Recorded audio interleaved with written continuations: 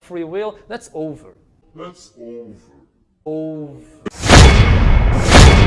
One of the features of this fourth industrial revolution is that it doesn't change what we are doing, but it changes us. The difference of this fourth industrial revolution is it doesn't change what you are doing, it changes you. If you take genetic editing, right. Just as an example, it's you who are changed. Yeah. And of course this has a big impact on your identity. Yeah. For we are opposed around the world by a monolithic and ruthless conspiracy that relies primarily on covert means for expanding its sphere of influence, on infiltration instead of invasion, on subversion instead of elections, on intimidation instead of free choice, on guerrillas by night instead of armies by day. It's backed by Jeff Bezos, founder of Amazon, NASA, and the CIA. Each one costs $10 million and operates at 459 degrees below zero. It is a system which has conscripted vast human and material resources into the building of a tightly knit, highly efficient machine that combines military, diplomatic, intelligence, economic, scientific, and political operations. They call it the infinity machine, quantum computing. Its preparations are concealed, not published. Its mistakes are buried, not headlined. Its dissenters are silenced, not praised. No expenditure is questioned, no rumor is printed, no secret is revealed. Now, in the past, many tyrants and governments wanted to do it, but nobody understood biology well enough, and nobody had enough computing power and data to hack millions of people. Neither the Gestapo nor the KGB could do it. But soon, at least some corporations and governments will be able to systematically hack all the people. We humans should get used to the idea that we are no longer mysterious souls. We are now hackable animals. Data might enable human elites to do something even more radical than just build digital dictatorships. By hacking organisms, elites may gain the power to re-engineer the future of life itself. Because once you can hack something, you can usually also engineer it. And if indeed we succeed in hacking and engineering life, this will be not just the greatest revolution in the history of humanity. This will be the greatest revolution in biology since the very beginning of life 4 billion years ago. For 4 billion years, nothing fundamental changed in the basic rules of the game of life. All of life, for 4 billion years, dinosaurs, amoebas, tomatoes, humans, all of life was subject to the laws of natural selection and to the laws of organic biochemistry. But this is now about to change. Science is replacing evolution by natural selection with evolution by intelligent design. Not the intelligent design of some god above the clouds, but our intelligent design and the intelligent design of our clouds, the IBM cloud, the Microsoft cloud. These are the new driving forces of evolution. And at the same time, science may enable life, after being confined for 4 billion years to the limited realm of organic compounds, science may enable life to break out into the inorganic realm. So after 4 billion years of organic life shaped by natural selection, we are entering the era of inorganic life shaped by intelligent design. So does the data about my DNA, my brain, my body, my life, does it belong to me or to some corporation or to the government or perhaps to the human collective? humans are now hackable animals. You know, the whole idea that humans have, you know, they have this soul or spirit and they have free will and nobody knows what's happening inside me. So whatever I choose, whether in the election or whether in the supermarket, this is my free will, that's over. Free will, that's over. That's over. Over. Today, we have the technology to hack human beings on a massive scale. Yeah, I mean, everything is being digitalized. Everything is being monitored. In this time of crisis, you have to follow science. It's often said that you should never allow a good crisis to go to waste, because a crisis is an opportunity to also do good reforms that in normal times people will never agree to. But in a crisis, you see, we have no chance. So is maybe the most important development of the 21st century is this ability to hack human beings, to go under the skin, collect biometric data, analyze it, and understand people better than they understand themselves. This, I believe, is maybe the most important event of the 21st century. If you go all the way back to Norbert Wiener, the goal of creating artificial intelligence was to create an all-seeing eye, a global computer that sees all, sees everything, and to become gods. And the Sentient World Simulation, SWS, went live in 2007. Right now, we're inside a computer program. Is it really so hard to believe? These nanobots, these blood cell-sized devices, will be going in our bodies. We'll have some go inside our brains through the capillaries, non-invasively. They'll be interacting with our biological neurons. They'll put our brains on the internet, and they'll also enable us to enter a virtual reality environment from within the nervous system. So if I want to go in a virtual reality environment, the nanobots will shut down the signals coming from my real eyes and my real skin and create the signals that would be appropriate for the virtual environment, and then it'll feel like I'm in that environment. This isn't real. What is real? How do you define real? If you're talking about what you can feel, what you can smell, what you can taste and see, then real is simply electrical signals interpreted by your brain. If we have algorithms that stimulate the right things and give it the right data, they could reprogram you in a way without you even knowing it. We call it hallucinating, right? But these would be controlled hallucinations run by algorithms. So you think you're in control of your own will, but it's actually some evil AI or evil people controlling everything we do, and we're more like zombies, you know? Like we think we're free and we're not actually free. It is called the Sentient World Simulation. The program's aim, according to its creator, is to be a continuously running, continually updated mirror model of the entire planet, complete with billions of nodes representing every person on the Earth. Targets and mind control victims have their minds linked up for life with conscious supercomputers, which send a steady stream of bidirectional, low-frequency electromagnetic radiation to the target's brain. And what people have to realize is that these targeted individuals are basically the test stage for rolling all of this madness out to all 7 billion of us on this planet. And this was a white paper put out by Purdue University in 2006, and the Sentient World Simulation, SWS, went live in 2007, which represents every person on the planet within this computer matrix as a node, and every node is given an avatar, an identifier. And that is real-time, 24/7 monitoring of every person on the planet. This is primarily, but not exclusively, facilitated by the adiabatic quantum computers produced by D-Wave Corporation. At the time of initial reports on the program, there were only 62 country-level simulations being run by the US Department of Defense. These simulations grouped humans into composites, with 100 individuals acting as a single node.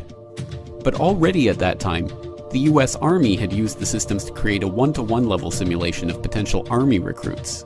It's the stuff of a Hollywood movie, but a group of veterans has filed a lawsuit against the CIA and US Army, claiming that the government planted remote control devices in their brains. The claims relate to a government program at the US Army's Edgewood Arsenal in Maryland. The ultimate aim would be to archive enough data on each individual to be able to make a computer model of everyone on the planet. The human genome, we have a finite in the hundreds of thousands of different genes across our species. And we mapped them out in the Human Gene Project. Well, now it's the Human Mind Project, the Global Brain Project.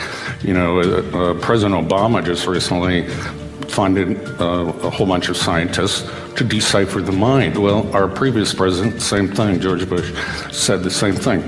They're trying to decipher every possible thought and uniqueness due to culture and language and whatnot. And the goal is to make a cognitive model or map of the victim's brain.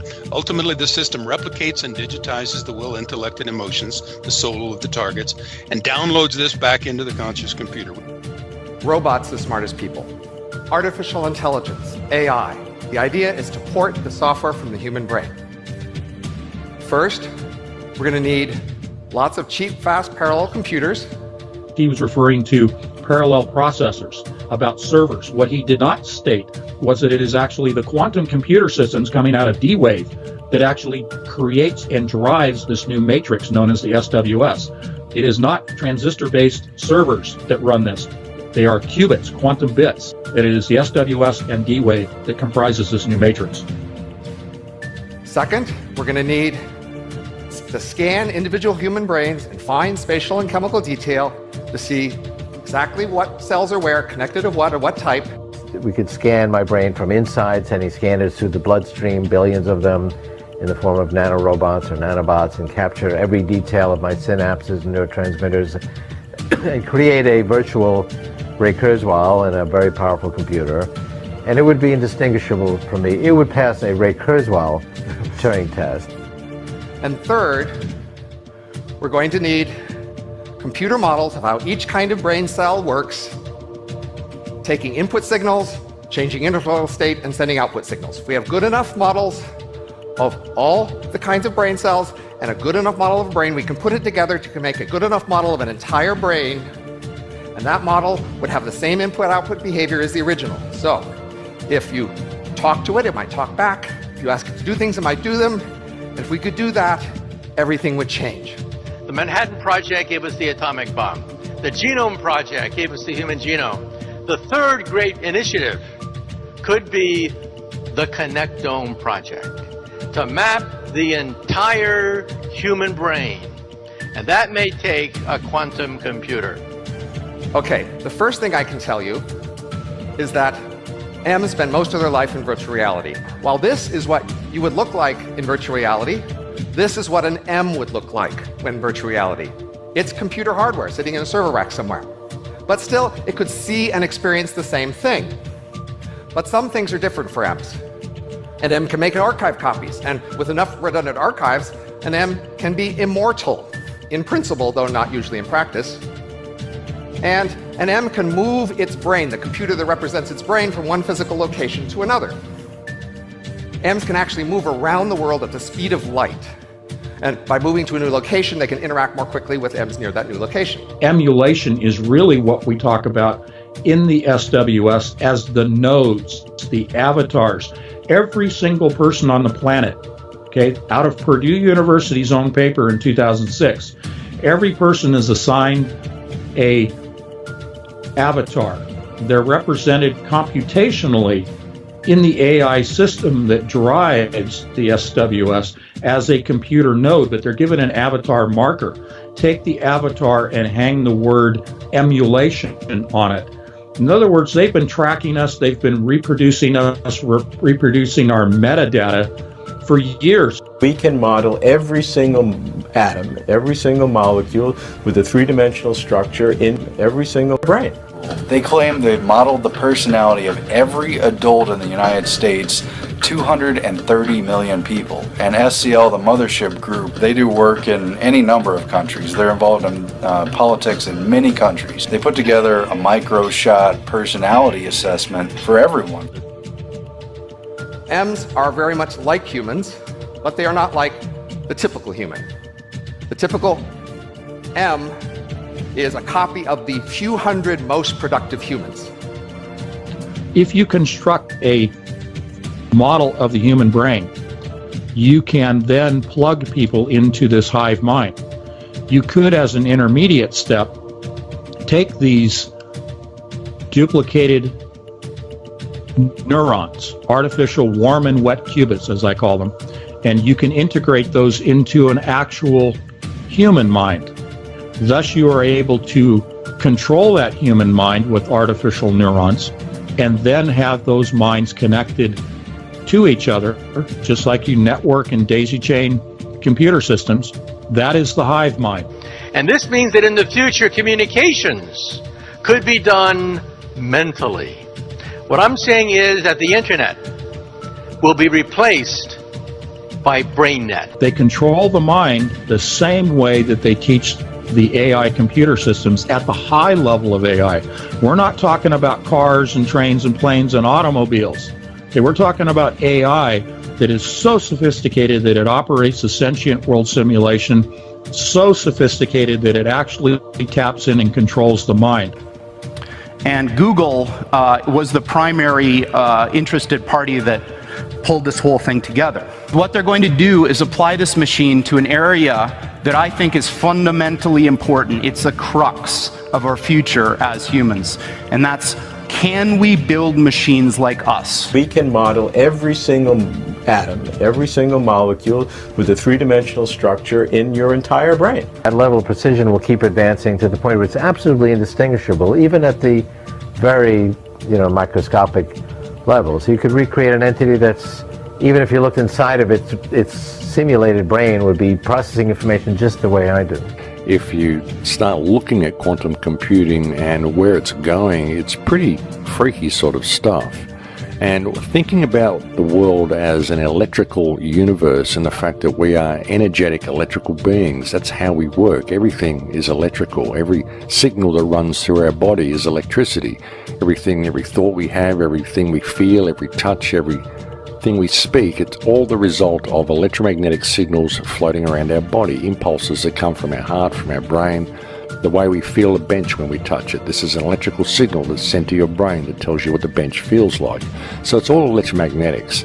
It's all firing of electromagnetism through our synapses and all this sort of stuff. The adiabatic quantum computer is linked to 7 billion human brains. It is now, in its own language of cryptology, able to function independent of any oversight throughout the world with its own form of communication, its own form of code. And it is able to link everyone on the planet at this point.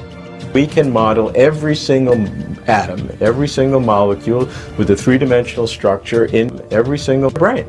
They claim they've modeled the personality of every adult in the United States, 230 million people. And SCL, the mothership group, they do work in any number of countries. They're involved in politics in many countries. They put together a micro-shot personality assessment for everyone. What I am principally is not this material stuff, but a pattern of information. Well, then if the pattern is the essence, and if you copy the pattern to whatever level of precision you need, then that copy that has the exact same pattern should be me. They're running everything that's happening in society parallel, and they've got a little dot in their matrix for everybody. This is a game society. They know where it's been, they know where it's going, and they know where it's going because they're steering people into the direction it wants to go. There are an enormous number, mind-bogglingly large number, of parallel realities, as real as this one, that have different consistent histories. So imagine a world where all of the laws of physics as we know them are obeyed, but different decisions were made along the way. Different decisions at the level of tiny microscopic particles, different decisions all the way up to what you chose to eat for lunch, and whether you chose to come to this session or not. This is an article from 10 years ago. Sentient World, War Games on the Grandest Scale. The DoD is developing a parallel to planet Earth with billions of individual nodes to reflect every man, woman and child this side of the dividing line between reality and AR. It's absolutely indistinguishable, even at the very, microscopic levels. You could recreate an entity that's, even if you looked inside of it, its simulated brain would be processing information just the way I do. Deep State has merged the quantum computer with the sentient world simulation. And the true reason for all this data collection is to feed it into this AI machine to predict and manipulate the course of humanity. Their ability to look at data in a quantum, artificial intelligence manner, it's just going to be an unstoppable monster. And this is bizarre because we don't see those other things. But science has reached the point now where we can build machines that exploit those other worlds. So Google was set up 18, 19 years ago to build a giant artificial supercomputer based on the neuron activities of the hive mind of humanity, with billions of people wired into it with the Internet of Things. And so all of our thoughts go into it. And yes, they're in the cloud, but it's actually encrypted and kept private for you, and we do a pretty good job with that. And we're actually building a computer that has real neurons in real time, that's also psychically connected to us, that are organic creatures. You are connected as an organic computer. I mean, this is one of the most quote unquote conspiratory theories that's been around for many years, decades. But the reality is we're now facing the reality of that. It is no longer a conspiracy, and quite frankly, it terrifies me. Even now, the sentient world simulation is watching you learn about it, and inside its intelligent mind is creating a second you, running different scenarios against you to see how you react. You know, hearing voices is not a sign of mental illness necessarily. You have to consider that it can be a military technology. And this is the greatest, I would say, insult to medical doctors, that we are not taught this. No medical doctors generally know of military technology that you can, with synthetic telepathy, make people hear voices in their heads. Voice to skull. Apparatus for audibly communicating speech using the radio frequency hearing effect. Now we're getting into transmitting voices directly into people's heads. A modulation process with a fully suppressed carrier and input processor filtering to produce an encoded output. For amplitude modulation and audio speech processor filtering. Intelligible subjective sound is produced when the encoded signal is demodulated using the RF hearing effect. So again, they've got diagrams here explaining exactly how this can be done. We're talking about putting speech through various frequencies being decoded by the human brain as an actual voice. There's nothing crazy about it, even if...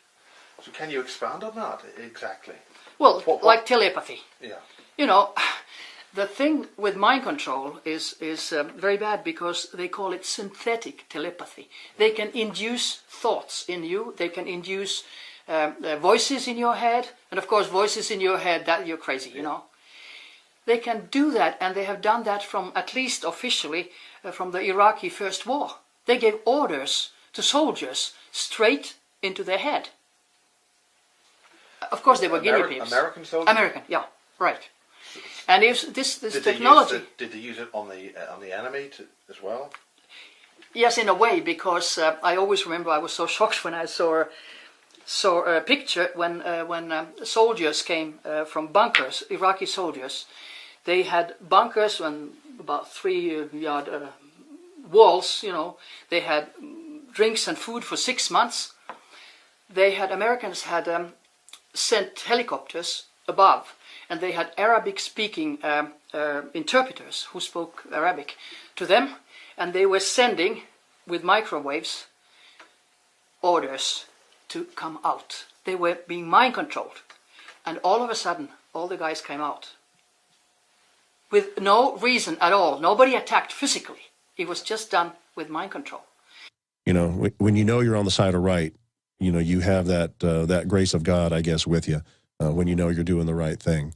And the right thing's not always the easiest thing. Like I told you, I never in a million years planned on being the one of the spearheads. Hey, you were telling me that during the break. How did you, it just like, wow, it just got, and now you've learned more and more about it. Well, after the book came out and I had, you know, thousands of other victims come forward and say, thank you for putting a book out on it and using whatever, you know, cred that I have with having a couple of initials behind my name. Not that that's any big thing. But the one thing that I was happy that the book did is I had a lot of families call me and say, you know what, we have a son that's been complaining about hearing voices and complaining of, you know, government surveillance.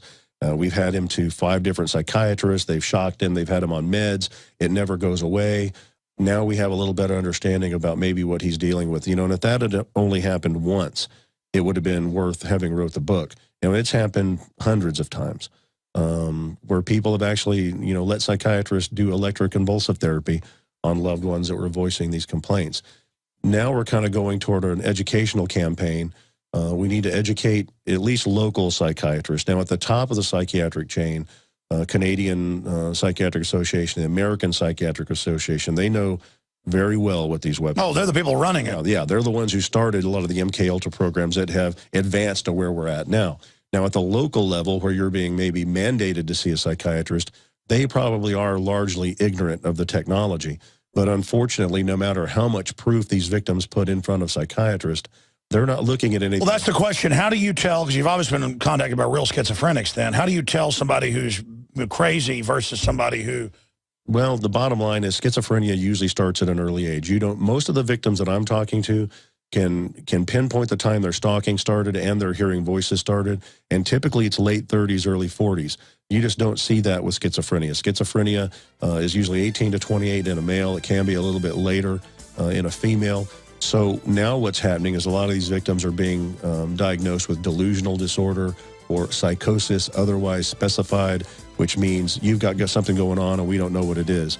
On top of that, the medications won't treat this. You know, having worked with a lot of these victims that are hearing voices that are being put into their head, not from schizophrenia, most of them kind of have an idea of where it's coming from. Some of them are wrong because the technology is meant to foster a wrong belief, make you think it's, you know, your relatives or your parents or, you know, your work, when in reality, at least from what we found with counter surveillance in San Antonio, it's usually a private investigative group made up of former federal employees. Yeah, that's why you've been on the news. You guys have actually caught people before in the act. Exactly. Wow. Oh, man, I tell you. And so you've got over 1 million private contractors operating domestically just in PSYOPs, they admit. There's too many clearances out there. Too many clearances. And, you know, looking at mind control technology, they've always contracted it out. It's never done directly by the CIA, not since the 60s. Absolutely. Wow. Looking at my channel analytics, I have realized that my audience is above the age of 25, and predominantly between the age of 35 to 44 years old. Something got me thinking. There are way too many old victims, too old to be schizophrenic. 3. That can cause insanity, and it was an experiment. One of the experiments was to take an ordinary sane person, cause insanity, and have a psychiatrist who was unknown to everybody diagnose schizophrenia, or paranoia or a psychiatric illness. That was a successful outcome. And the person would spend the rest of their life in an asylum in misery, but to the government scientists that was a success. Black Project scientist Dr. Barry Trower. Incoming voice detection. And it can be proven by Blue Mouse. I had exchanged some emails with Elton Byrd before he died, and he was a Navy scientist who was engaged in these technologies. And he said that the Blue Mouse is the world's most sensitive microphone. If somebody says, I hear voices in my head, so you put the Blue Mouse onto the skull of this person. And this microphone, Blue Mouse, takes the words, the sentences that the person hears, and everybody in the same room can hear it. So it is not a sign of mental illness, it is military action towards this person with electromagnetic fields and electromagnetic beams, radiation. And of course it's criminal. But this can be absolutely proven. But how many know a Blue Mouse? Very few, I would say. Well, let me go down the list of some of these that I came up with. We've got DARPA has a sonic projector that was reported on in 2007. But of course, it had been around for quite some time before then. Army has something they call voice to skull. We got the Air Force using microwaves to create sounds at Brooks Air Force Base.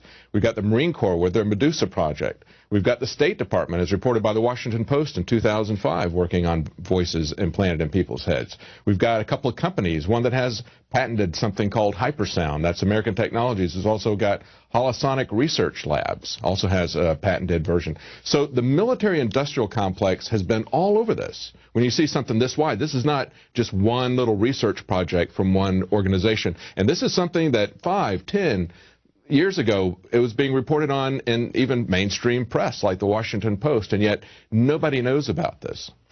Well, the people who follow the internet pretty closely, and certainly the victims of this technology, know about it. But you're right, there's been a lot of research done into how to put voices into one's head.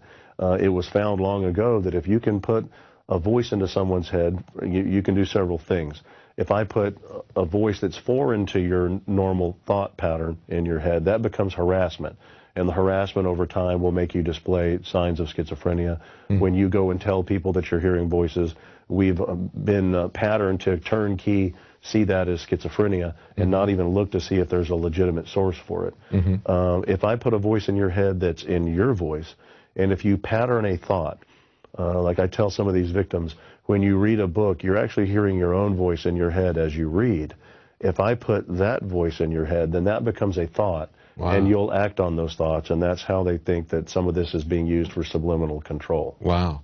I know that in some of these articles I was reading on the mid-2000s, they were talking about how they were using it as the voice of God, as the voice of Allah, because they figured that it was something that they could use. They thought that people that they were going against that were Muslims were very religious, superstitious. And that was used in the field of battle. The voice of God weapon, which is actually called SQUAD, or Silent Sound Spread Spectrum, was used in the first Operation Desert Storm.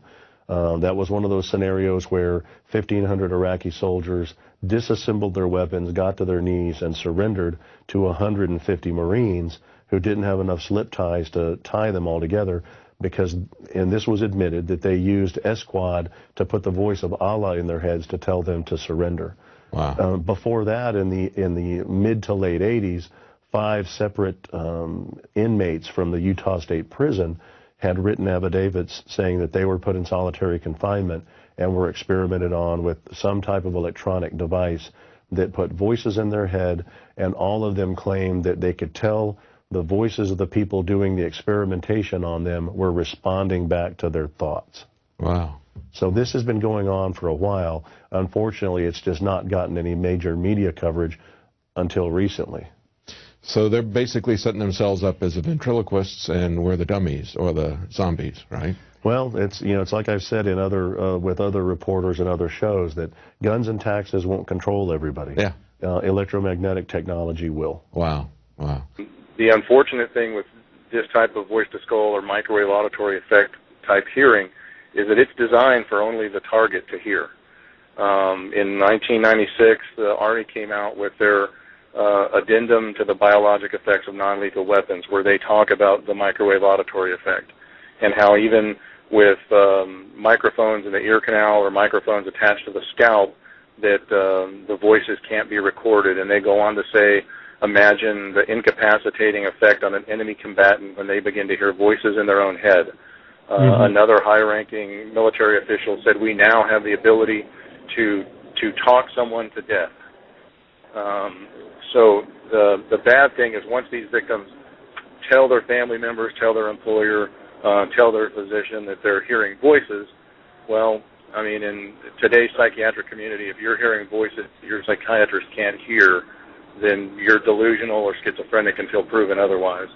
And unfortunately, the psychiatric community has not been educated on the fact that there is technology out here now that is meant to mimic mental illness.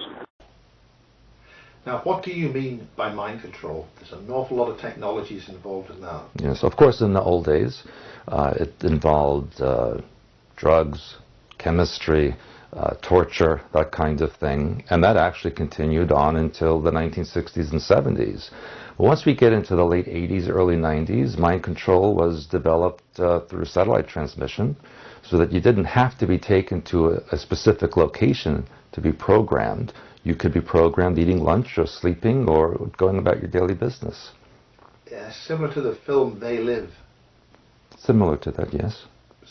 So can you describe the techniques involved in these types of mind control? Yes, and it was actually pre-Montauk project. Montauk was actually 1970 to 1983. But we have to thank the Germans during World War II for developing procedures that fractured the mind pattern of a human being through torture. They developed what is called psychic driving, where you bring a person to extremes, several hours or days of extreme cold and then extreme heat. You can give them starvation for several days, and you overfeed them, make them sleep for days, and then keep them awake.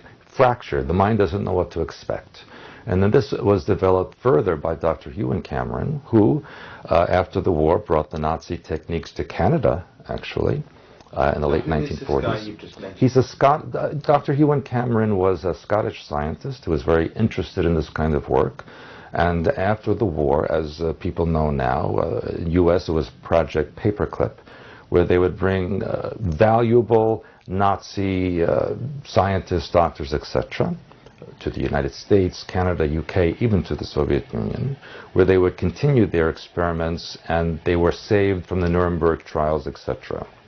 And Dr. Ewan Cameron got the German information, and he started clinics in Montreal, in Ottawa, and Toronto, and he enveloped or enhanced the psychic driving. He started out in mental institutions where he would have the subjects in a room where they would have a split board between their eyes. One side would see a flower blooming, another side would see an animal being ripped apart. In one ear would be classical music, and another ear would be loud, horrendous music.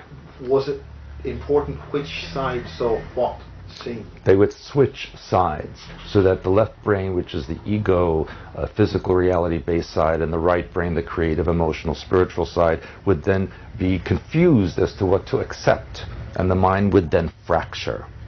And that's when programming was initiated in the mind pattern. They knew through the German experimentation that the most you could fracture a mind would create a geometric shape in the mind of a cube of 13 by 13 by 13, and that would lead to 2,197 compartments that could be programmed into subpersonalities, full personalities, specific functions, constructs, etc. Think of Guantanamo Bay and the question of interrogating terrorists. We can now, in the future, be able to think about reading a terrorist's mind without using coercive tactics. Certain brain patterns correspond to certain thoughts, a dictionary of thinking. Now, from the psychiatric community standpoint, at the very top of the psychiatric community, I mean, they know very well that this technology exists because the early studies on mind control through MKUltra and MKSearch and Bluebird were all headed up by psychiatrists. Many of these psychiatrists were tops in their fields. Ewan Cameron up at McGill University was the president of the American Psychiatric Association and the Canadian Psychiatric Association. Jolly West out in California, same thing, one of the top people in his field. Now, does this knowledge trickle down to the community psychiatrist that you're going to be sent to in your hometown? Probably not. Matter of fact, some of the psychiatrists that I know that I've talked to don't even fully believe that MKUltra really happened. They've done, it's not taught in their schools. You know, certainly they're not going to teach them in residency that their profession was responsible for some of the most horrendous crimes ever known in this country. Yeah. So they're largely ignorant of the technology, and that's where it's really, you know, kind of our charge to educate the community psychiatrist anyway, that just because someone's hearing voices doesn't mean they're schizophrenic. They may actually be a victim of criminalization. So that's where we need to do a better job, probably educating them. Unfortunately, when you're another physician trying to tell a psychiatrist, fellow physician psychiatrist, that voices in somebody's head is technologic, you know, and not mental illness, then you're subject to getting a diagnosis as well. So, civilian and military units shall be trained in containment and combat of classified, including irradiated classified, with possibility of classified airborne, classified flesh-eating, classified, and or all of the above, in such event as classified spewing, classified escape. Here's the publication number, the type, the application number, It was published, as you see, in 2000, and it was filed in 1998. And so it's been a couple of years that it's been out, because now we're in 2014. However, I can only imagine that the advancements that this has made since then, just something to think about. It lists the inventor and all this information in case you want to look at that. But let's just get into the nitty-gritty of this thing. Okay, here's what the patent's title is: Communication System and Method Including Brainwave Analysis and or Use of Brain Activity. Now here's the abstract, the overall of what it is about. A system and method for enabling human beings to communicate by way of their monitored brain activity. The brain activity of an individual is monitored and transmitted to a remote location. At the remote location, the monitored brain activity is compared with pre-recorded normalized brain activity, curves, waveforms, or patterns to determine if a match or substantial match is found. If such a match is found, then the computer at the remote location determines that the individual was attempting to communicate the word, phrase, or thought corresponding to the match-stored normalized signal. So basically what that is saying is this is a system by which brain activity of a human being is transported to a remote location. Now, obviously, there are good intentions and good reasons to have this, but as with most things, it can highly be abused, it can be misused, and it can be commercialized, especially by the elite. Who wouldn't want to get their hands on something like this, especially someone with a lot of money and a lot of power? You know, for years, everyone has thought that the brain's too complex. That there's no way you'll ever control people. You do mind control. The brain's too complex to be controlled. And the fact is that it's just simply not. Especially when they started working with various frequencies, ELF waves and microwaves, it turns out that the brain is actually very easy to manipulate.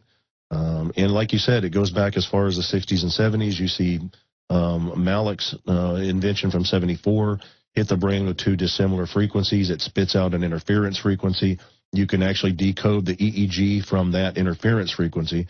And it was initially invented as a way to watch pilots, so you would know when they fall asleep or when they start. They just announced Toyota, you're going to turn your car on with a brainwave. Exactly. And we've even got toys out now. 2 years ago, Mattel came out with a toy where you control a little ball rolling around on a bed of fans with your mind, and that's an ELF wave-based toy. It's ELF waves generated from your mind that you're controlling a ball remotely with. So, I mean, the technology is really not that far-fetched, and especially now when with Snowden's release and you see the NSA, you know, what all of us already knew, especially you and I, that, yeah, our cell phones and our text messages and our emails are being watched. And the IRS is targeting libertarians and conservatives and harassing them and arresting them. They are authoritarians. Yeah. So, I mean, when you look at that, it's not too far of a stretch to go, well, if you're going to watch everybody, then you have to exert some form of control. And, you know, if you look back at the research on it in the early studies, it started with MKUltra and targeting individuals. Then it seems like they went into group research type study. You see the People's Temple with Jim Jones. You see Heaven's Gate. A lot of people allege that... Oh, Jim Jones was CIA. That came out. Exactly. And that the CIA actually creates these cult groups so they have a captive population. Well, that's their front. Yeah, to test this kind of type of technology and mind control on a group. Well, now the group is society. They know they can work it in a small group. They know they can control an individual. Now they need to control society and the world at large. You know, the psychiatric community has been trying to mainstream, you know, mental illness for a long time. You know, you've seen the commercials for all the various antidepressants where, yes, you know, they're trying to say, you know, hey, it's okay to have a mental problem. You can be on antidepressants or Seroquel, and it's okay. You know, you're still going to function, and society's still going to love you. Unfortunately, that's not the truth. Once you're diagnosed as delusional or psychotic or schizophrenic, you know, for voicing these complaints, really your life starts to spiral downhill after that, because your employer usually doesn't want to keep you hired on if you seem to be mentally dysfunctional or have been diagnosed as mentally dysfunctional. Your family members will treat you differently, pretty much ostracized after that, and then that just adds to the problem that that in your heart of hearts you know you're a victim, but no one else believes you, and then that tends to lead to behavior that even makes you look even more crazy as you try to convince everybody around you that it really is happening. So it's kind of a vicious cycle, and once you reach that point, it's pretty hard to get back.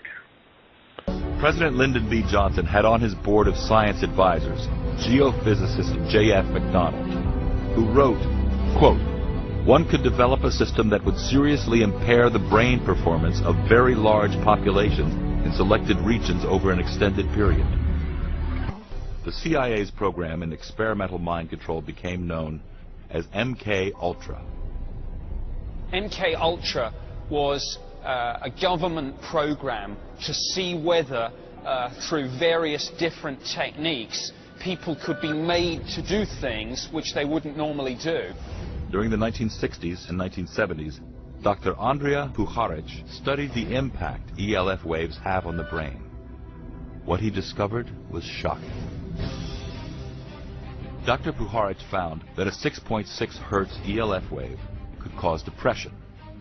A 7.83 Hertz ELF wave made a person feel good, producing an altered state. And a 10.80 Hertz ELF wave could trigger riotous behavior. One of the reasons we think it's probably multimodal, it's probably coming from a combination of ground sources, satellite, and HARP. You know, we've taken victims out onto desolate ranches here in Texas where we know there's no cell coverage, there's no power lines, there's very little electromagnetic pollution, and they still hear voices and they still get attacked. You know, we've had people go from this country to another country and get attacked while they're on the plane. Taking people on boats into the middle of the Gulf of Mexico, they still get attacked. That part of it leads me to believe that a lot of it is satellite-based because it can track you anywhere. And many victims will tell you, well, I left California to the Midwest thinking I would get away from it. And they get away from the stalking for a little while until, you know, they're handed over to another perpetrator group, but they don't get away from the attacks. Just worldwide experimentation. The technology is meant to control you. With the random sample of people that it seems to be targeting and the fact that it's happening globally, and all of these people have virtually identical complaints. You feel sleepy and relaxed. So relaxed. You trust me and what I say. The government love you. The government cares for you. Watch the television. This is the truth. Criminals and terrorists want to kill you. The government will save you. The police will save you. We need to go to war to protect you. We are here to look after you. Conspiracy theorists are insane and dangerous. Be fearful. You are small and weak. The government is strong. We will look after you. Obey. You must obey. Do not challenge authority. You are bad. Humans are bad. You must work hard. To survive, you must have more money. You must be better than him and her. You are separate and alone. Other people want to hurt you and take what is yours. You must always respect authority. Cheryl Welch maintains that the U.S. government is testing mind control on unknowing victims. Well, basically, I'm networking on the internet, and this is a worldwide international problem. The International Red Cross has a 1990 article which discusses the fact that many major superpowers, many industrialized countries, are researching electromagnetic technology for anti-personnel uses, and the technology is highly classified. Cheryl believes that she and others are the victims of this mind control research. Many of the victims that I network with describe hearing voices and microwave illness, where they have headaches, just generally sleep disturbances, sunburns even though it's at night, just microwave effects. Microwaves and other radio frequencies are known to affect the human body. But could they be responsible for voices in people's heads?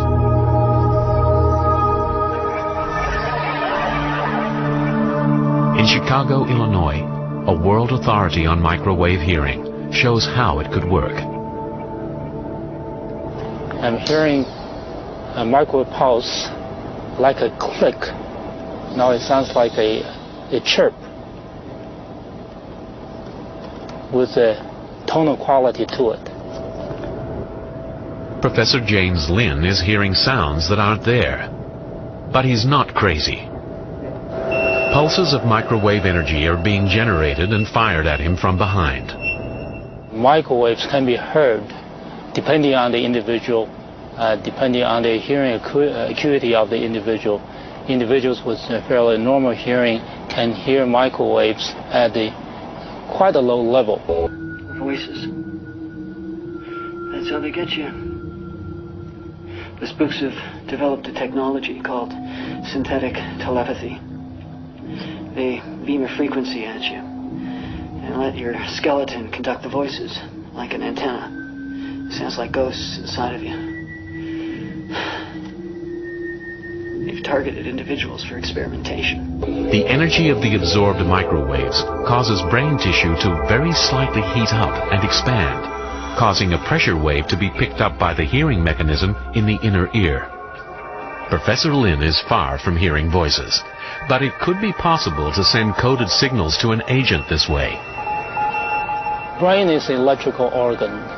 It is susceptible to electrical signals. Since microwave is electrical, therefore, in principle, one could embed or encode information in the microwave signal such that it could be perceived by the brain. That there would be a national security force, and every town would have blimps, even small ones over it, that were solar powered during the day, and that then you would have microwaves to spy on people for their safety, of course, and all the rest of this, and how ground-penetrating radar to look through your walls, and now they're launching all this. And it's all designed for control. Well, I'm just saying they can put a lot more cheaply on these. Yeah. Yeah. Well, and, you know, the satellite, you know, we're launching reconnaissance satellites and surveillance satellites, you know, every couple of weeks. There's a ton of them up there. And I know when I talk to the victims, they say, well, is it one or two or three? It's thousands of reconnaissance satellites that are up there. And the other question that a lot of victims will get is, well, how is somebody spending this kind of money to follow you, to watch you all the time? And actually, most investigators will tell you satellite surveillance is the cheapest way, you know, to track somebody. The satellites are already up there. Our tax dollars launched them. Sure, but I'm just saying launching more of them, they're going towards blimps. Yeah. You can put them at 100,000 feet, people hardly see them, and they could just have huge arrays on the bottom. Yeah, and like you said, they're solar powered. You know, they're powered forever. It's amazing. There is that it's an extremely low frequency, and it keeps the inner ears, the bones, vibrating at a very high rate, and you get that humming or buzzing sound in there. That's right. And if it's in the left ear, it's physical, right? It's coming from a physical source. Yes. And if it's in the right ear, it's coming from a non-physical source. Correct. That's right. Would that be from the astral level? Yeah, because the government does use technology in the lower astral levels that can affect the physical. And of course, it's much easier to deal with things from that level because it's undetectable and very easily can be manipulated. We're dealing with a form of technology where you can no longer trust your senses. You can't trust what your eyes see. You can't trust what your ears hear. And more than that, you can't trust what you really believe to be true or false. HAARP is a bank of 180 antennas, each as tall as a 7-story building, erected near Gakona, Alaska. The antennas emit extremely low-frequency waves, also known as ELF waves, into the upper atmosphere. You'd have a signal that would hit the ionosphere, begin to pulse the energy into the ionosphere, and the ionosphere, this layer, would begin to pulse back. So it changes it from a direct current to an alternating current, sending back to the Earth in the ELF range, extremely low frequency range of 1 to 20 hertz. Those same frequencies, 1 to 20 hertz, happen to correlate with predominant brain frequencies in human beings. I don't know if you've ever heard of the False Memory Foundation. There's actually a foundation that's made up of mostly researchers and psychiatrists. It's called the False Memory Foundation, and they specifically disagree with the fact that any technology that people are complaining about that gives them false memories of experimentation, they're saying that that's all memories being intentionally implanted by psychotherapists and not from experimentation. So, and Michael Persinger, who's done a lot of this research with microwave energy, is a member of the False Memory Foundation. If you go back to the work of Gordon J.F. MacDonald in the 1970s, you'll find that he was talking about being able to modulate a signal into the ionosphere that would be able to return a signal that the human body would couple with, would lock onto, and begin to follow in a manner that would change the emotional state of people over a large geographic area. Does HAARP fulfill MacDonald's prophecy? Has the day of mass mind control arrived? Fearful. You do not like music. You do not like people who smoke. You do not like people who try to tell you things that are bad about your government. These people are dangerous. They are not to be trusted. Take your vaccine, or swine flu will kill you. We care. You must buy our products, pay your taxes, and watch the television. Do not question authority. Keep fighting each other. Do not question. Violence in films is sexy and exciting. Sex with strangers behind your partner's back is exciting. Your partner is boring. Your partner is cheating on you, does not love you. You are worthless and not worthy of being loved at all. The Russian Mind Control Program, Controlled Offensive Behavior, USSR, is a 1972 U.S. Army study of Soviet mind control experimentation. The Russian Directed Energy Weapons Program focused on targeting of individuals, not groups. Soviet dissidents were the target of microwave anti-personnel weapons and mind-altering techniques that sought, quote, the total submission of one's will to some outside force.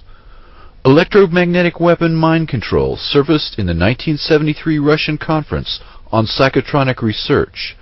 The agenda for the Prague meeting included the following 5 topics: erasure of the subconscious mind, development of ESP, induction of paranormal effects in dreams, the mechanical equivalent of neuropsychic energy, and the psi gene. The Soviets were known to have potent blinding lasers. They were also feared to have developed acoustic and radio wave weapons. A 1987 issue of Soviet Military Power, a Cold War Pentagon publication, warned that the Soviets might be close to, quote, a prototype short-range tactical radio frequency weapon. The Washington Post reported that year that the Soviets had used such weapons to kill goats at 1 kilometer's range. Under so-called normal circumstances, the human mind is under operation of a core personality. And the core personality will function in an intact manner during daily life, etc. However, when trauma and extremes are introduced simultaneously, the mind cannot handle the overload of input, and so it starts to dissociate. In fact, very often the personality will actually leave the body to a degree so that it doesn't have to experience the pain and trauma that is being inflicted upon it. And so the mind then starts to compartmentalize so that a portion of the mind will handle what's being done, while another portion of the mind is distracting the consciousness or the personality from the trauma. And if this is done repetitively, then both the distraction and the awareness start to fracture because they can't handle the overload. It is another objective of this invention to provide a system capable of identifying particular nodes in an individual's brain, the fringes of which affect characteristics such as appetite, hunger, thirst, communication skills. Nodes in general are utilized to communicate certain words such as yes and no, or even phrases, I don't know, I'm not sure, or numbers 1 to 10, 100, and the like. Thought processes, depression, and the like.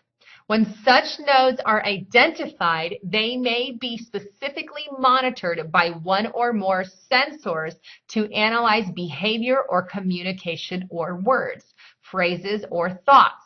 In other embodiments, devices mounted to the person, and get this, underneath the scalp, may be energized in a predetermined manner or sequence to remotely cause particular identified brain nodes to be fired in order to cause, get that, cause a predetermined feeling or reaction in the individual, such as a lack of hunger, lack of depression, lack of thirst, lack of aggression, lack of Alzheimer's disease effects, or the like. I don't know about you, but to me this sounds like an utter nightmare. I mean, literally a nightmare. I mean, they have the ability to control and know what you're thinking. And for the elite out there to have that information, this isn't a, I mean, check this out. Analyzing behavior, and it's linked with depression. And get this, in order, these little sensors, these little brain nodes are fired in order to what? Cause a predetermined feeling or reaction. Cause, which makes you feel a certain way, makes you react a certain way. And what do they list as examples? Makes you have a lack of hunger, lack of depression, lack of thirst, lack of aggression, lack of Alzheimer's. You know, there's a little bit of good in with a lot of bad. And this is just a freaky thing. And I always use the analogy that thoughts are film, the brain is the projector, and physical reality is the screen. And so if you don't like the movie that's playing, you change the film, which is the way you think. However, the film can be replaced artificially through this programming process. And that's what the Illuminati powers that be do in order to download certain softwares into the mind so that certain functions via triggers are accessible. Could you explain those terms? Well, there is a difference between programming and mind control, and I know a lot of people use them synonymously. Programming is the actual software that's installed with the foundations of all the functions and alters. Mind control is the operation of that programming. And that is also different than brainwashing. Brainwashing happens every day. Your parents can brainwash you, school, politics, religion especially, and that's just telling you something over and over again till you believe it. But the programming and mind control is an embedded pattern that actually hooks onto your foundational mind patterns and is an overlay. And so you think that it's your own thought when actually it's been artificially introduced. According to this article in the Washington Post magazine, in 1994, the Air Force Research Laboratory carried out experiments where scientists used technology to transmit phrases into the heads of human subjects. How? By burying subliminal messages in microwaves and beaming them into a person's head. The Air Force denies it's working on one. But patent number 6470214, issued on October 22, 2002, says otherwise.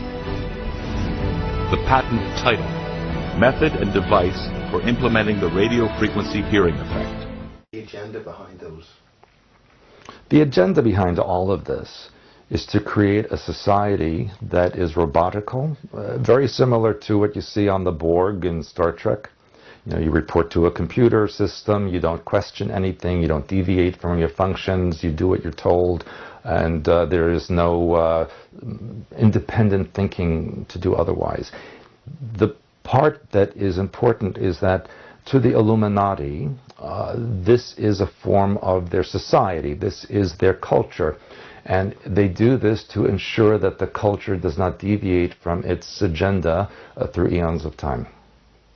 That it's time now that people in America and all over the world become more aware of the many thousands, if not larger numbers of victims of people that have been used in mind control experimentation, as well as being used within our own government and other governments as operatives that have been under mind control, used as a slave labor force without their own knowledge or awareness. One scary possibility that we would have to guard against is that is it possible that hackers of the future could somehow manage to peek inside our own heads?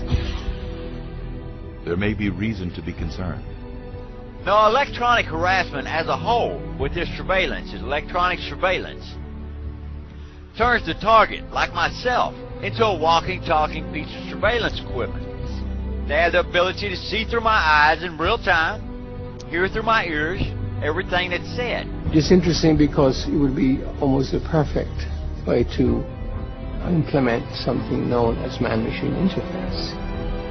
If you can simulate the brain, you can simulate vision, you can simulate auditory cortex, you can simulate movement, you can simulate the passions, you can simulate desires, you can basically address your brain directly. Many observers would say that normal humans have inventive creativity, they have art, they have a whole pile of new things in their minds. It would infer that by some other group of people demanding a hive mind or a bored mind or a cyborg mind or something that is totally controlled, that they are maybe different to other people here. You know, everybody has the same potential. And as far as a hive mind is concerned, yes, that is exactly what they would like. A ruler, the queen bee or whoever it happens to be, sends out or transmits a signal to the worker bees, the slaves, who carry out that signal or order.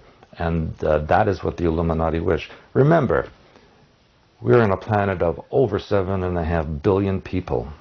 The Illuminati, Committee of 300, all the control systems, if you add them up, it's only a few 100,000 people. And that might sound like a lot, but in comparison to billions, it's minute. And so armies and weapons are not enough. The population could overwhelm that small minority. And so the most logical thing that they can do is mind control the population. What HAARP is doing is creating a shield in the ionosphere over the Earth and trying to create weather manipulation so that we think there's such things as global warming when in fact it's just a manipulation of our weather and geological events as well. Let me ask you about the success of Montauk. Do you know if they accomplished anything that was just truly extraordinary? Well, I think that they did accomplish their goal, and right now, 100% of the Earth is affected by mind control or scalar waves that are transmitted now from satellites in space that completely ring the Earth and are enhanced by ground antenna that we see as cell tower microwave transmissions, so that at any moment they can transmit a mind control wave to specific areas of the Earth, to specific people. And a lot of what's happening now with the chemtrails is also creating a web or a network around the Earth, like a shield or radio wiring, so that it's like a grid that covers the Earth, and they can pinpoint very specific locations now and transmit whatever they wish to create. Brain node fringes are the basis of thought and mind processes of individuals. Certain embodiments of this invention enable such brain fringes and behavior to be captured by an external device. So something can read your brain and keep that information. It is an object of this invention to utilize a normalization of normalizing curve or waveform or pattern based upon monitored brain activity to detect or determine thought process by the monitored individual. In such a manner, individuals can transmit by satellite what they are thinking or intending to think via their monitored brain activity without the need to talk or write down the information. Telepathic kind of stuff, if you will. Okay, then it goes on. Each individual has a distinct pattern of brain node fringes or brain activity. Each person is believed to be different in this regard, and this is creepy. Thus, a separate brain activity file may be stored in a memory for each individual. So they can store information on every one of us on our brain activity. If the NSA is spying on Facebook, through your cars, through your, through your electronical devices, through your washing machine, if it isn't enough that NASA's already or the NSA, sorry, not NASA, bleep there, but if the NSA is already spying on everything that you do, why do they need to go as far as to know what we're thinking? If you think it's bad now, it's about to get a heck of a lot worse. I've heard from victims from Norway, from Sweden, from China, from Italy, from Germany, from India, from Yemen, just about everywhere. This is a global thing. The eventual intent will be to control the world population with. Bond says he's found more than 300 victims locally and is tracking others across the state through billboards. In Johnson Valley, a Freedom House just opened to help people who believe they are being targeted. To many of you who find yourselves the object of covert harassment, that there is hope and that you are not alone, and that we are striving to find legislation and we're working towards freedom for all. Jarek Robinson leads a national group called Freedom from Covert Harassment and Surveillance. He says he knows who's playing mind games. Rogue government officials that are sponsoring this, also corrupt business officials, and private citizens. And he also told us how. Most of it is delivered by microwave, and I believe it's satellite delivered, whether someone is on a remote location using a laptop. My hope is that people will wake up and realize that things are not the way they should be, that they need to take control of their own mind. I don't believe in physical revolution or physical violence. The war has to be in here. You have to take control of your brain, of your mind pattern, of your emotions, and do release work that will undermine the mind patterns of the programming and then release what's hooked on to those mind patterns and access your core personality, reintegrate who and what you are, sew those compartmentalized pieces of the mind back together so that we can have the society we're supposed to have. Why does this happen? Because, as I said before, we project out what's in our mind patterns and the world reflects it back. So humanity as a species has a victimization mind pattern. When you have a victimization mind pattern, you attract tyrants and oppressors. And so, what we see, it's really, we must take responsibility. You can't blame the Illuminati or the aliens. They are here because we're allowing them to be here. If we change the way we think, change the film, project out something else, then they will have no power over us. It could happen tomorrow if everybody would wake up and do it. Is that likely? No.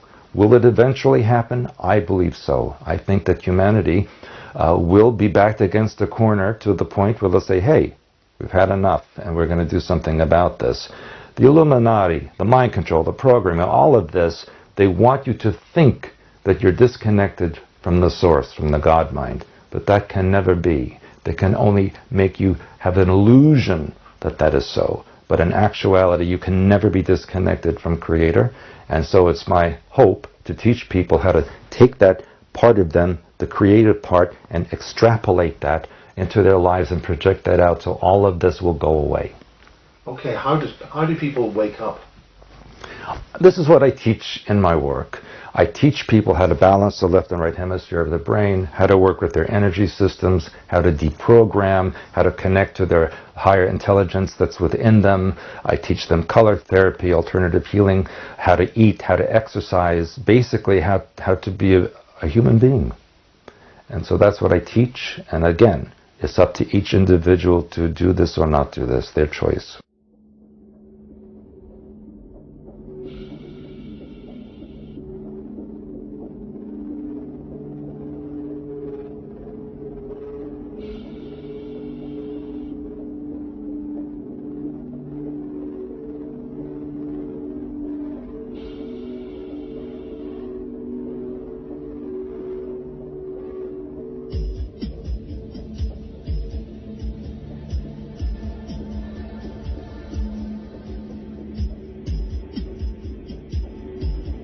You know, the bad thing about someone being able to hear your thoughts in real time, which is the way this technology works, is the social ramifications it's going to have will be far greater than probably the good that it can do.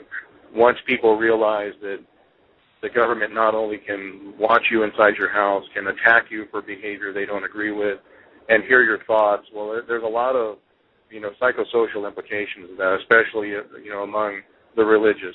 When you pray, or, it's not God hearing your prayers, it's the government, and that's going to be disconcerting to a lot of people. The first thing is that, and I tell this in all my classes, that there's nothing to fear. You are always loved. You can do nothing wrong. And when I say that, it's not that you should murder people. It's that whatever does happen, there's a reason for it and a lesson to learn from it. And that you must take control of your own mind so no one else takes control of your mind. And research who and what you are. What are your origins? Where did your family come from? And I encourage you to go to the sources, not to read in books or on the internet, but go to where you originated and go from that source back, because that's where the information is. And to be kind to each other. You must be kind to each other. Get rid of the anger. Get rid of the hostility. There's no reason to fight. Now is the time to unify, but for the right reasons. I don't know how much you believe about global warming. My personal belief is that it's been fairly well debunked when they caught the scientists trying to lie about their results on temperature changes. That was probably going to be the initial global boogeyman.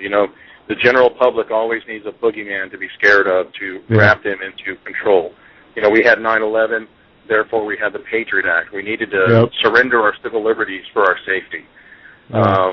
Well, for the UN to have a global government, they'll need a global boogeyman. And the global warming thing kind of got debunked. If you've noticed, there's more and more coming out in the news now about aliens, alien contact. The UN has appointed a delegate for when there's alien contact. Even Fox News, one of the most conservative news channels, is doing stories about alien contact on occasion now that 5-10 years ago you've never seen on Fox News. That's all part of conditioning to eventually that the Project Bluebeam, alien contact will be what gives us the feeling that we need a global government to combat the alien invasion. And I can foresee that happening here relatively quickly in the future. Good morning. My name is Carol Rosen. In 1974, after being a 6th grade school teacher, I was introduced to the late Dr. Wernher von Braun in the U.S., the father of rocketry. In my first meeting with him, during that first 3.5 hours, he said to me, "Carol, you will stop the weaponization of space." And I said, teachers don't stop until June. He said, "No, you have to understand, this is February, and we have to prevent the weaponization of space because there is a lie being told to everyone that the weaponization of space is now first being based upon the evil empire, the Russians. There are many enemies," he said, "against whom we're going to build this space-based weapon system. The first of whom was the Russians, which was existing at that time. Then there would be terrorists. Then there would be third world countries. Now we call them rogue nations or nations of concern. Then there would be asteroids."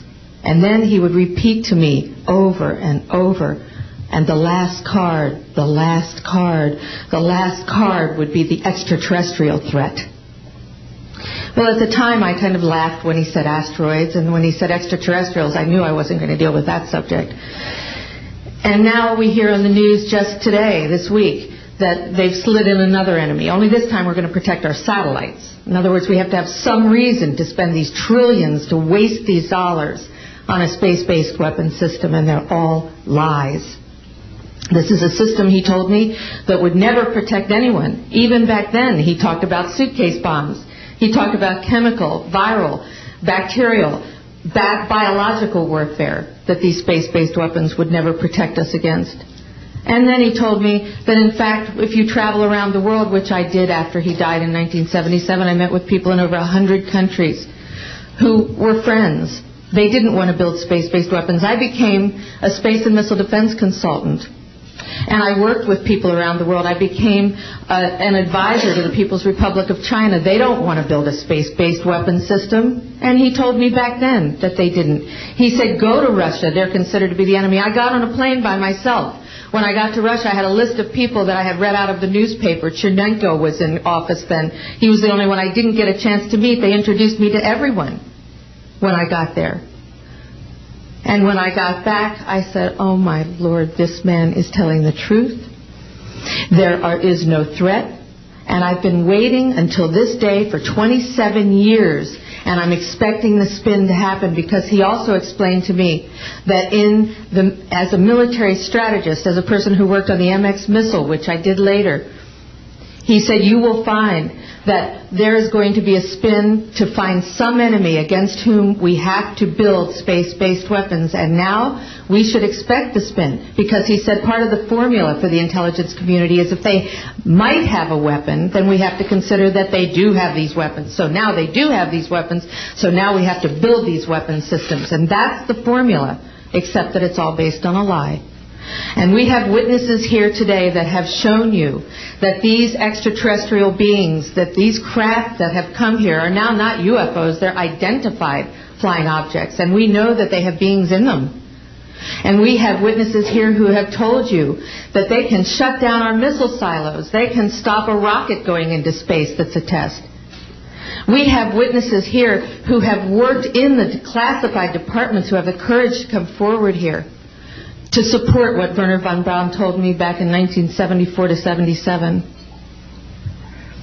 And I will testify before the Congress that when I founded the Institute for Security and Cooperation in Outer Space, which I shut down a few years ago because I didn't believe we had a chance with this huge, integrated around the world, complex weapon system, that we had any chance at all of transforming that war industry into a space industry that could provide benefits, like Dr. Greer has said, of global warming. We can end that situation of that problem. We can end the energy crisis. We can build now non-polluting technologies. Wernher von Braun used to tell me that we could have cars back then that drove around off the ground. He described this to me on beams so that we have no pollution on this planet.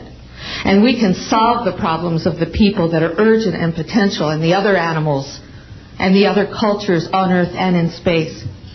And we can end the arms race without dislocating the industry jobs, without disrupting the economy, by transforming, Wernher von Braun told me, the war industry into a global cooperative space industry that will provide, he said, finally, more jobs and profits on this planet than during any hot or cold wartime, more products and services that can be applied directly to solving the problems of this planet.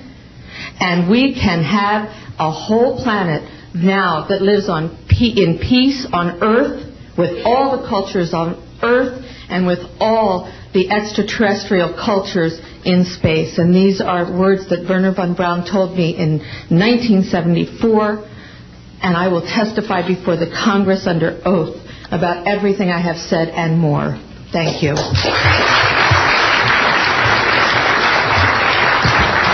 Thank you very much.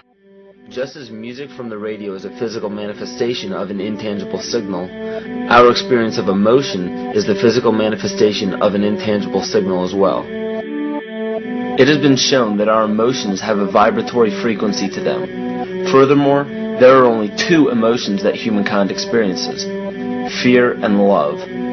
All other emotions branch either directly or indirectly from these two emotions.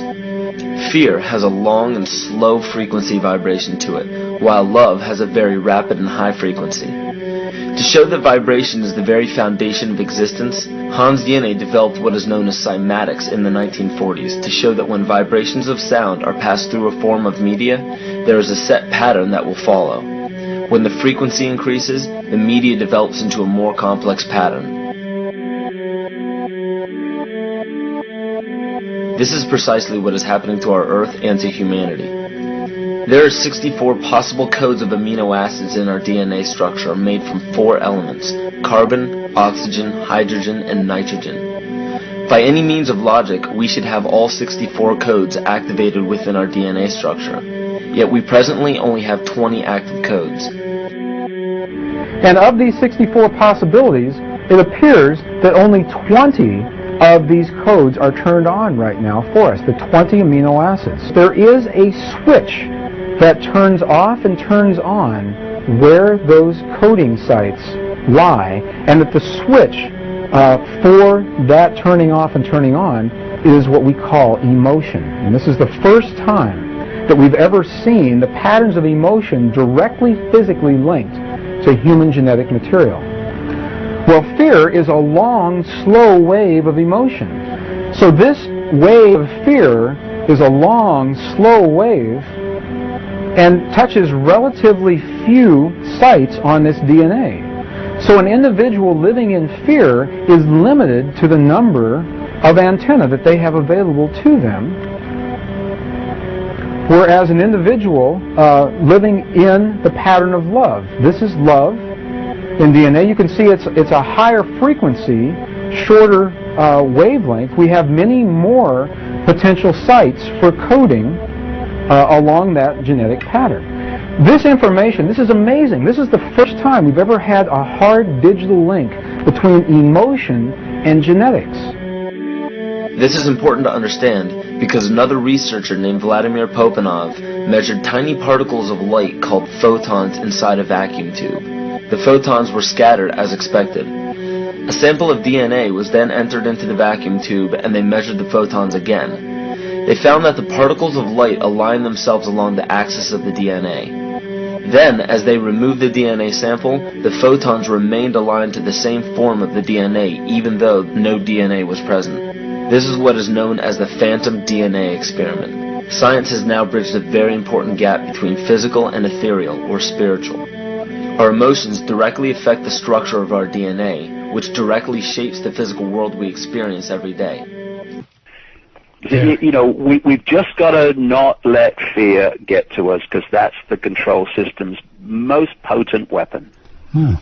Well, I think that, you know, the spraying from the air, I mean, I've been to 50 countries over the last 20 years, and even when I visit my friend Credo Mutwa, the Zulu shaman in South Africa near the Kalahari Desert, you look up in the sky and the bloody chemtrails are there. They're everywhere.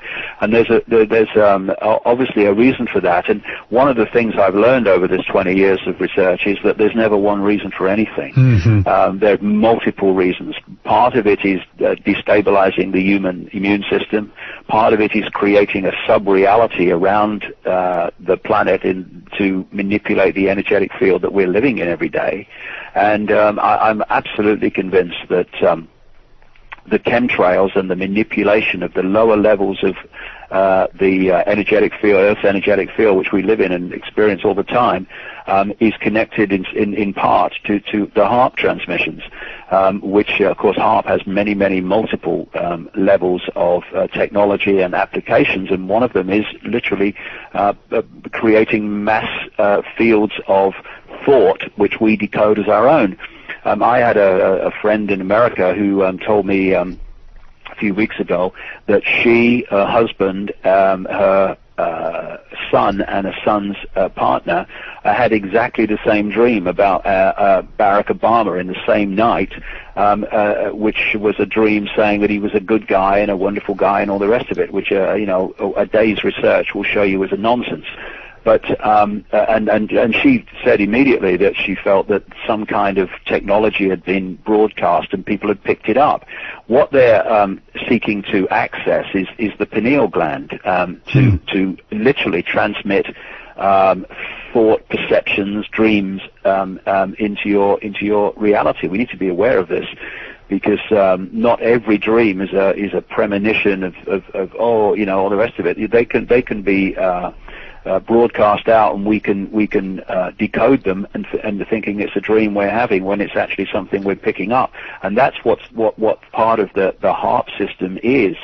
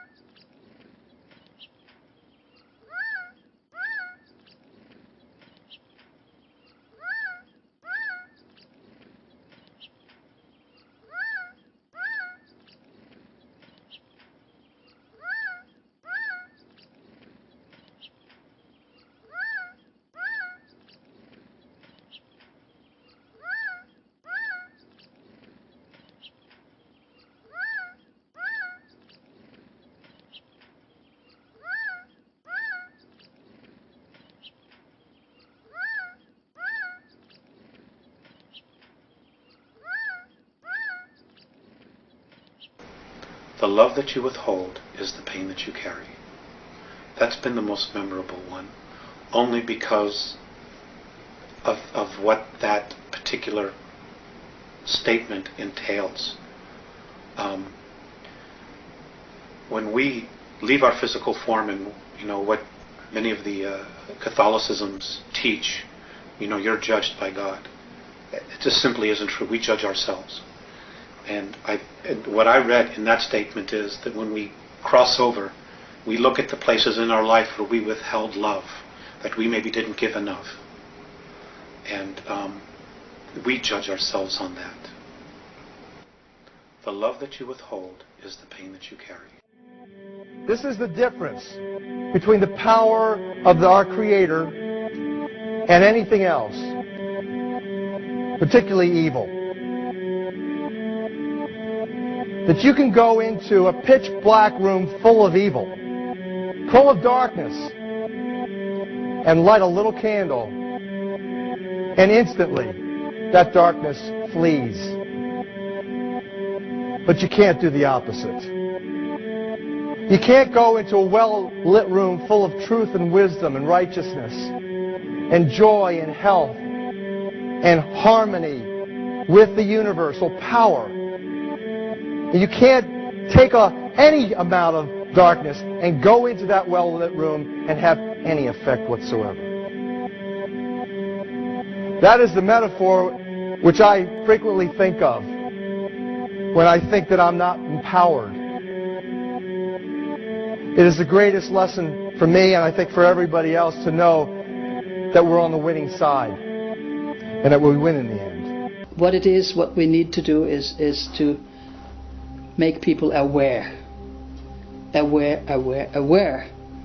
they are eternal light, they are eternal energy, they cannot die, and the whole world's and our individuals' development to higher realms is the goal.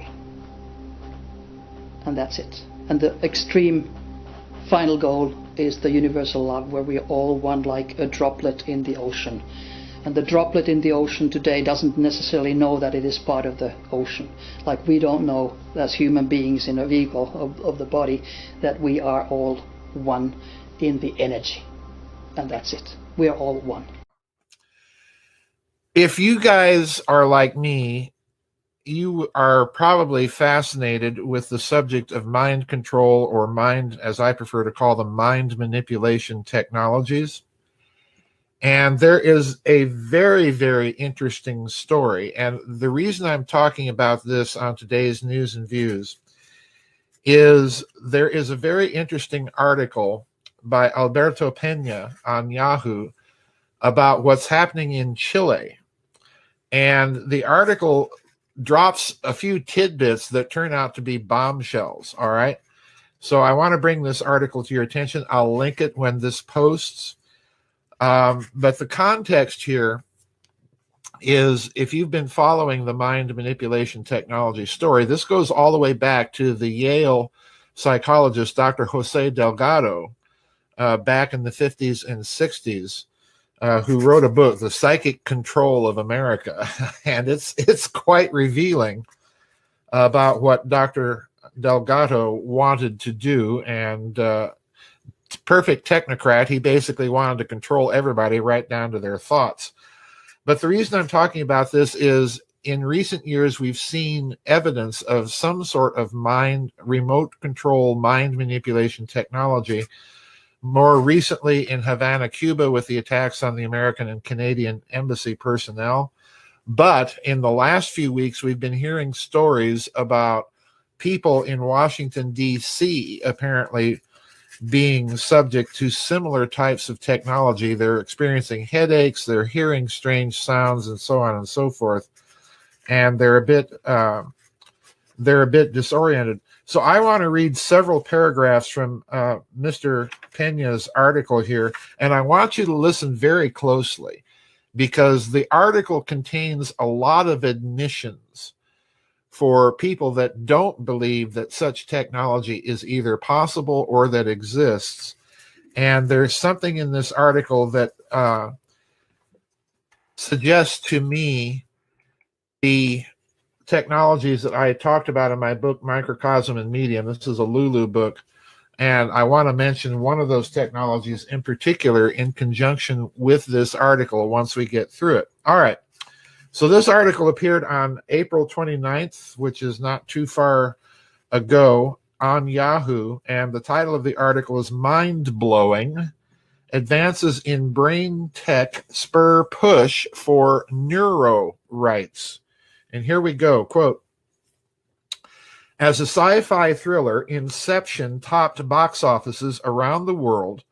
Audiences were delighted and appalled by its futuristic story of a criminal gang invading people's dreams to steal valuable data.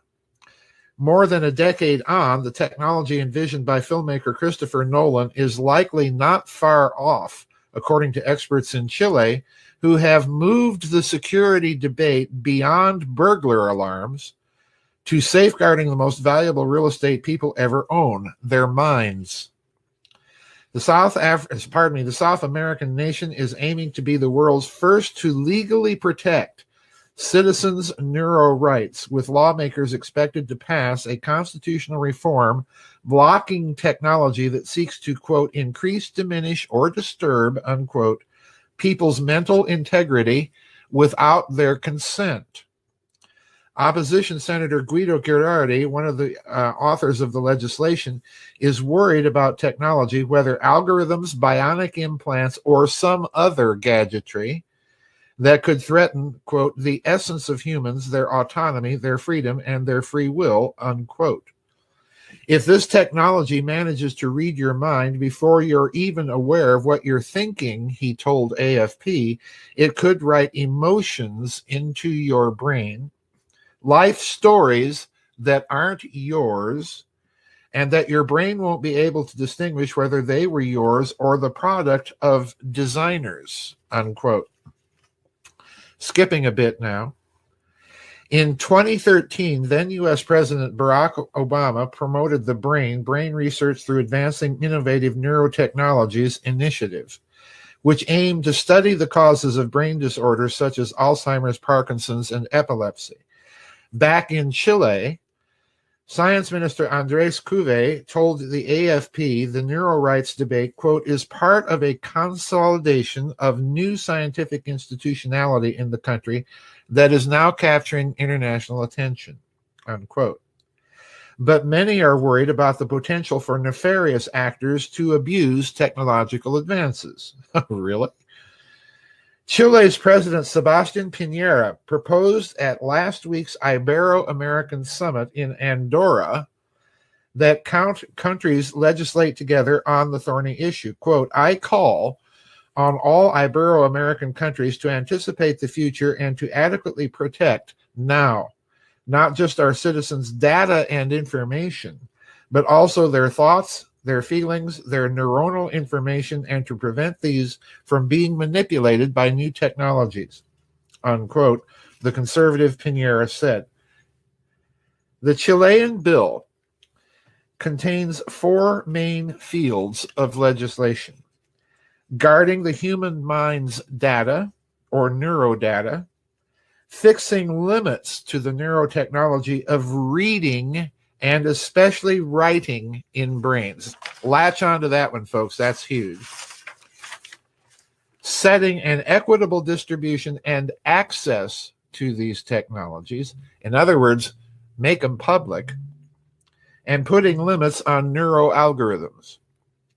Spanish scientist Rafael Yuste, an expert on the subject from Columbia University in New York, told AFP that some of these technologies already exist. Now, let me repeat that. We just had, oh boy, here, the mail runs right now during my news and views. It's okay, little girl.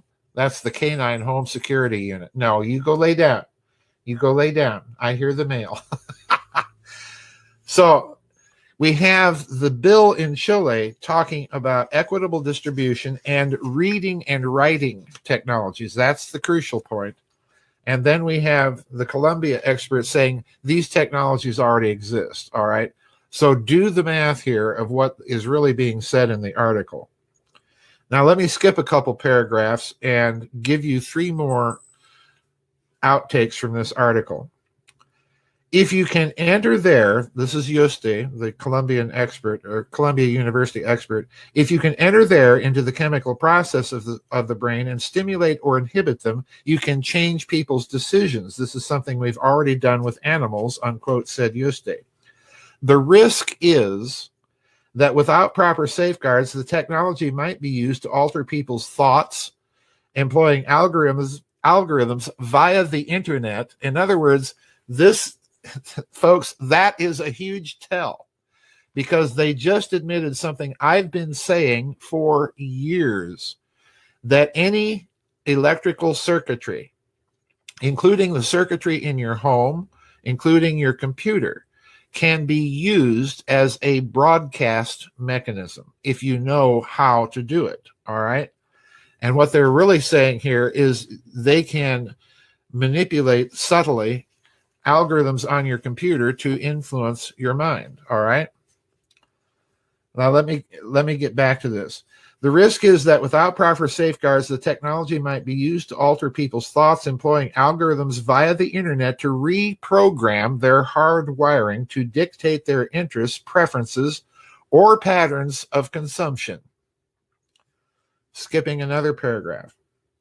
Neurotechnology can be scary if you think about dystopian science fiction scenarios. However, for every dystopian scenario, there are 10 beneficial ones, said Yuste, who sees neurotechnology as a new renaissance for humanity, unquote.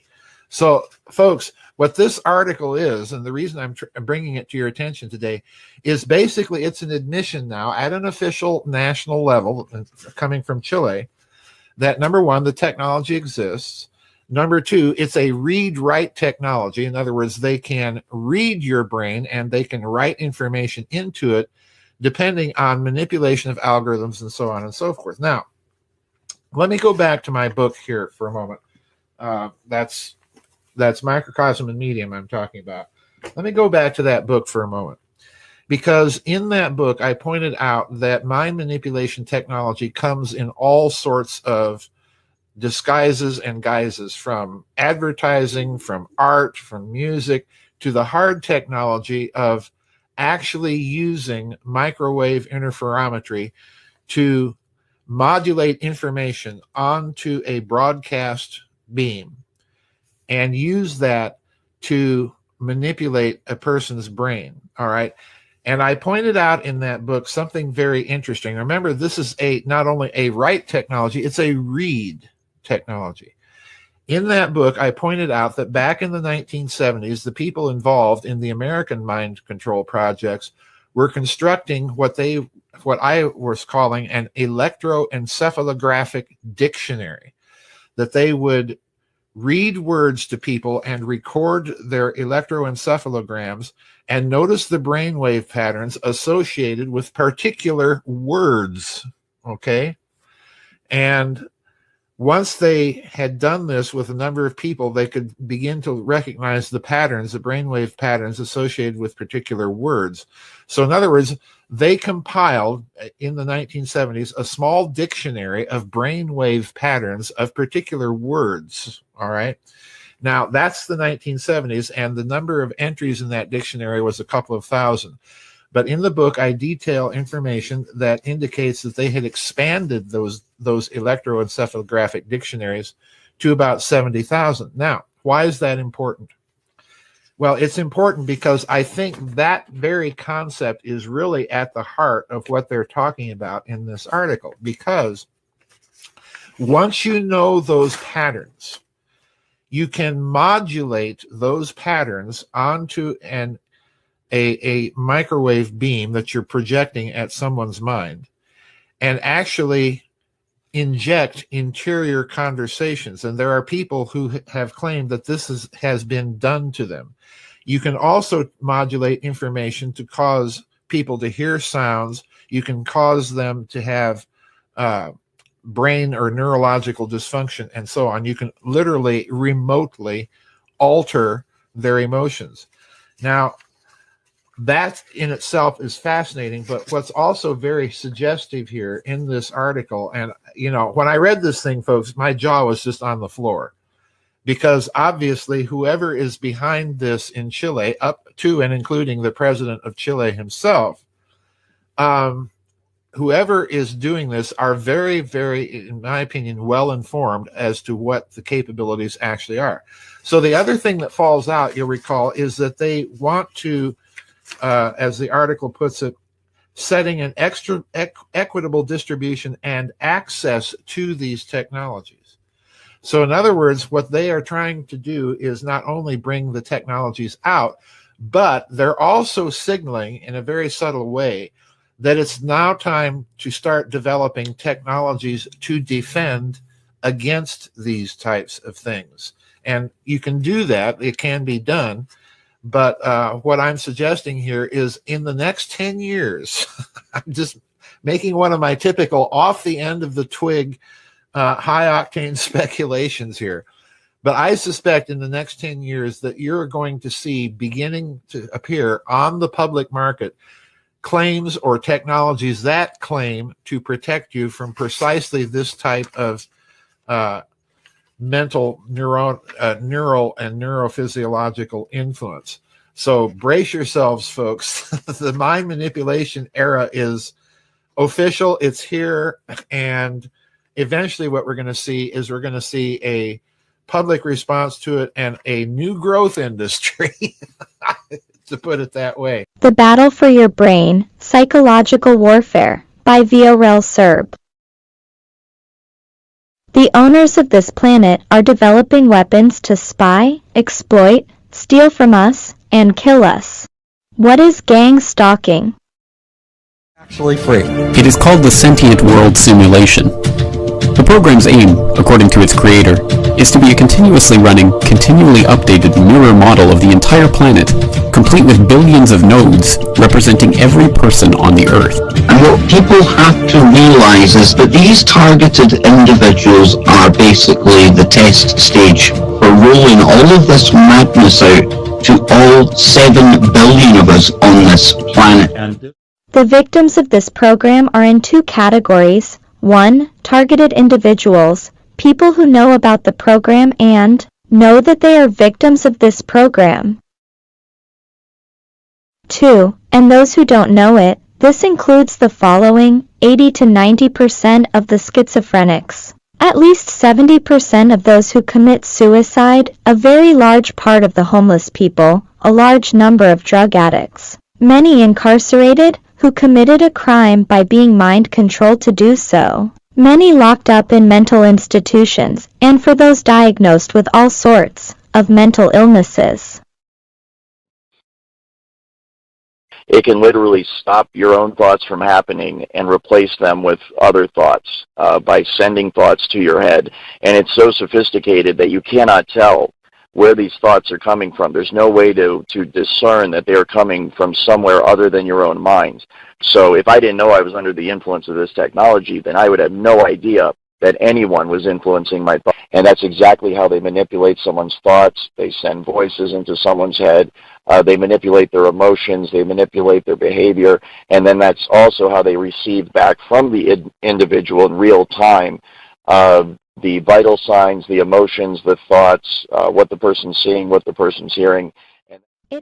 Are you mentally ill or a victim of mind control technologies? It is not science fiction. It is happening in every country. There are millions of victims worldwide. We can stop this program by informing and educating everyone. This is where my book comes in to educate the general public. This book describes the technologies, tactics, techniques, methods used in this program. It helps the reader to detect, collect, and organize evidence. The book is available on Amazon, Google, Apple, Kobo, and on all the major platforms.